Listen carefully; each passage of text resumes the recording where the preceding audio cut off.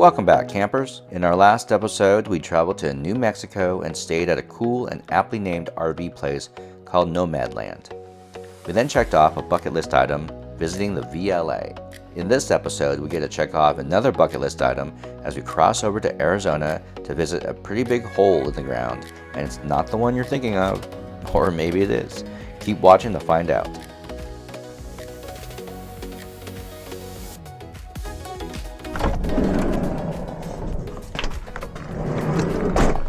Alright, so today we're heading out to Meteor Crater National Monument. We are actually staying at the Meteor Crater RV park, which is about 6 miles away. The park itself is actually very clean and nice. I'll kind of give you a little tour here. That's the office, also the lounge facilities, stuff like that. There's a little general store there. It's like a big dome. Actually, it's kind of cool. Although they dropped the ceiling in it, which is kind of unfortunate. And all around us is a bunch of other campsites. All the campsites are nice and clean. Unfortunately, the bathroom wasn't working, so we just used our composting toilet in our van. Yesterday, we went to the VLA in New Mexico, and that was amazing. And so today, I'm really excited to continue on with the I guess the astronomy part of our trip here. Because there's a museum, a coffee shop, and yeah, and a big giant crater. So we'll hopefully see more today and get to show you all of our travels.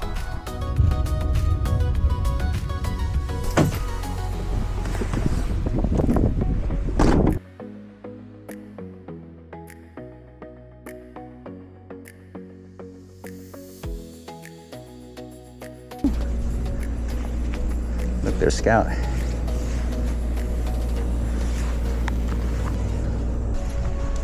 Ooh. Some dramatic music.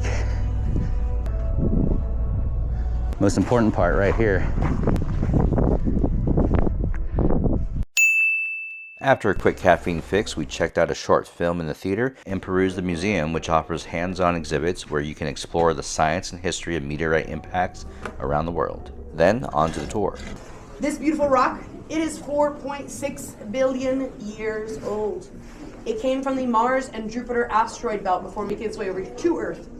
And then it landed just 2 miles away from here in Canon Diablo. So not that far away, but certainly is not the piece that made the crater. The piece that made the crater was around 150 feet wide. After a brief introduction by our tour guide, this was it, the moment I've been waiting for. Time to see the big hole. Now, would it live up to all the hype in my mind? Well, there's only one way to find out.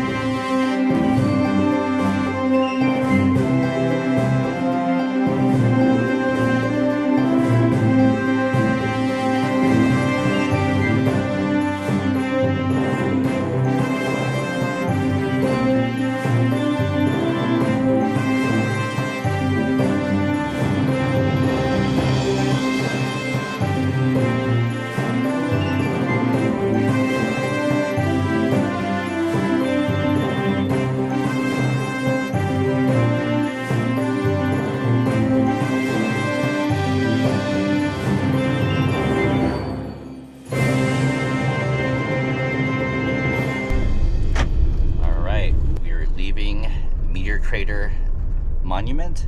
I would say it was pretty impactful, don't you think?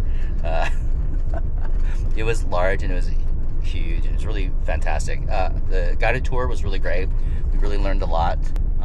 Lots of factoids. Also, what's really stunning is like the landscape here. It's so vast and there's just so much land and space around here. It's pretty fascinating. The visitor center at Meteor Crater was really well laid out. There's also a really great coffee shop called Mining Company, and there's like this whole mining motif in the coffee shop in terms of the decorations, which is a nice tie-in to the history of the Meteor Crater, because it was really started by this miner who thought that there was a meteorite in the crater, and back then everyone just kind of assumed it was a crater created from a volcano. But this miner, Behringer, he basically believed that it was actually a crater made by a meteorite. Oh, it just went over great. So yeah, the business center is really great. I would highly suggest it. Our next stop is a RV park at Grand Canyon. Well, from one massive crater to something even bigger, the Grand Canyon. So we're diving deeper into van life, epic views by day, and a not so epic surprise by night when we wake up in freezing temperatures to find our heater has completely failed. So how do we deal with that? You'll have to catch the next episode to find out. Until then, see you on the road.